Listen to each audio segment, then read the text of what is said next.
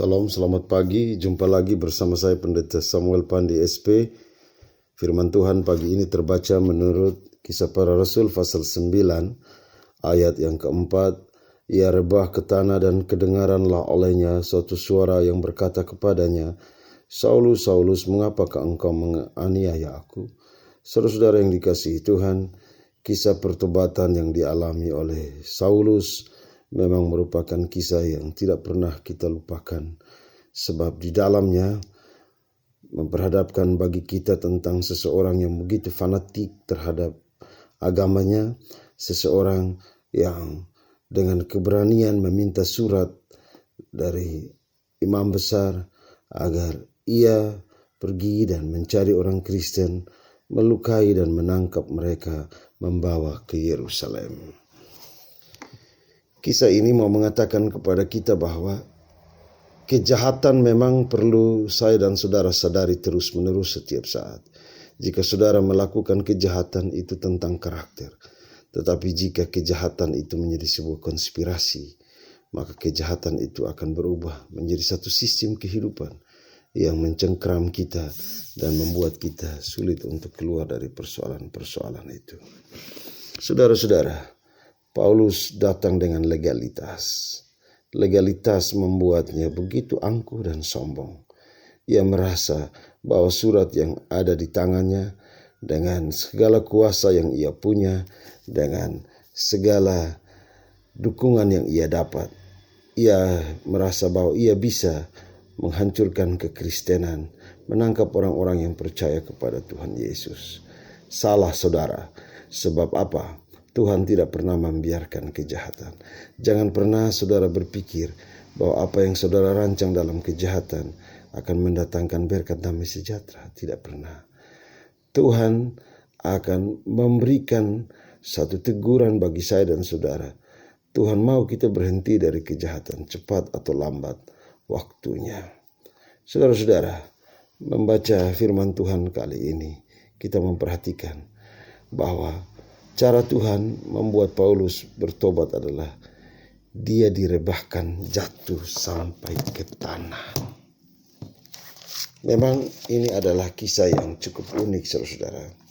Karena ketika Paulus jatuh rebah ke tanah, ada beberapa penafsir menyebut bahwa ini harus dikaitkan juga dengan keberadaan kota Damsyik, sebab sebelum memasuki kota Damsyik, orang harus berjalan melewati Gunung Hermon.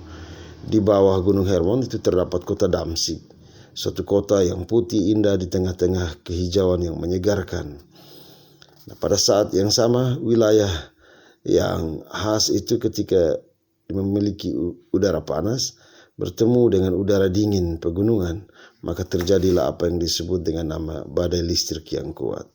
Pada saat itu terjadi kilat, dan orang menyangka bahwa ini hanya persoalan fenomena alam biasa. Sebenarnya tidak, saudara. Sebagaimana Tuhan berbicara melalui 10 tulah dan alam menunjukkan kekuasaan Tuhan, maka Tuhan juga bisa berbicara melalui badai alam. Kuasanya ditunjukkan agar saya dan saudara bertobat. Kita mesti belajar memahami ini, sebab ketika tanda-tanda itu Tuhan berikan bagi kita, sesungguhnya itu adalah panggilan pertobatan. Saudara, Tuhan bukan hanya membuatnya rebah, tetapi Tuhan memanggil namanya Saulus, Saulus. Satu panggilan secara pribadi, sebab nama ada kaitan dengan identitas. Saulus, Saulus. Satu panggilan yang biasa ia dengar, tapi kali ini adalah panggilan ilahi. Tuhan mau ketika Paulus tidak mampu berubah sejak kecil dari bawah, maka Tuhan mau mengubah ia dari atas. Dan syarat untuk menerima perubahan itu adalah dia harus menanggalkan keangkuhan dan keegoisannya. Mengapa engkau menganiaya aku? Kejahatan itu, saudara, selalu memiliki dimensi yang lain.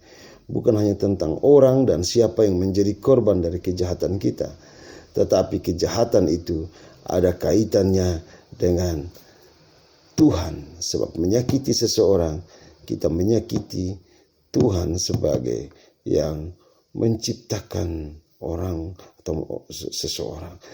Tuhan yang dengan buah tangannya berkarya.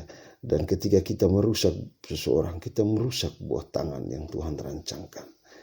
Akulah yang engkau aniaya. Mengapa engkau menganiaya aku? Ini pertanyaan refleksi bagi saya dan saudara. Saudara-saudara, tidak mudah Tuhan menjangkau seseorang. Ketika dia menyapa kita, sesungguhnya dia mau ada perubahan dalam diri saya dan saudara. Kadang kita harus rebah dalam hidup ini, menanggalkan seluruh kebanggaan hidup kita. Kadang Tuhan membuat kita tidak berdaya, baik dalam kegagalan, sakit penyakit. Tuhan membuat kita tidak berdaya ketika kita tidak memiliki apa-apa. Tapi dari situlah kita belajar untuk bangkit. Sebab bukan saja kita rebah, suara pengharapan dari Tuhan masih menyapa kita. Suara terus itu memanggil kita supaya kita mampu menempatkan diri menjadi berkat di tengah-tengah kehidupan orang lain. Saudara, mulai pagi ini dengan menyadari bahwa Tuhan bertindak atas hidup kita. Tuhanlah yang dengan tangannya sendiri menciptakan kita. Dia mau agar kita menanggalkan kejahatan. Dia mau agar setiap pribadi berubah dan kita berhati-hati terhadap kejahatan yang ada di sekitar kita.